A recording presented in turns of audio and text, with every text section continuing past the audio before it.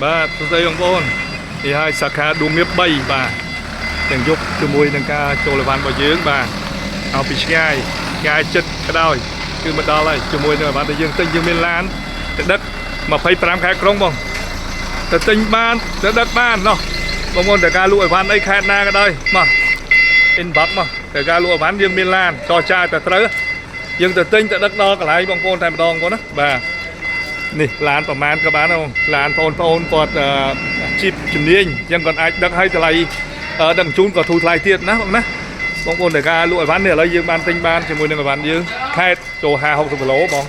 ឥឡូវមកដល់ហើយបាទនេះឡានបាទពីឡានដែលយើងបានអាប់ដេតនេះឥឡូវមកដល់ហើយបងបាទមកដល់ហើយបាទនេះអីវ៉ាន់យើងបាទចូលបន្តទៀតផ្សាយហ្នឹងអត់ក្រោមពី8ទៅ10ឡានចូលទៀតទេបងយើងមានទីតាំងគ្រប់គ្រាន់សម្រាប់ការដាក់អីវ៉ាន់ចូលហើយអញ្ចឹងណានោះបាទនេះទាញតម្លាក់បងបាទបងប្អូនជើញមកទិញមក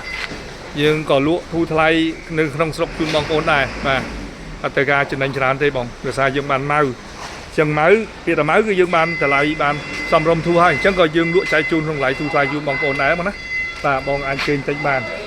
កាត់លក់តអីបាទទិញរាយដុំអីសាខាដួងងៀបអីណាចាំបងអូនតម្លាក់លេខជូនមកណាបាទអរគុណបងអរគុណច្រើន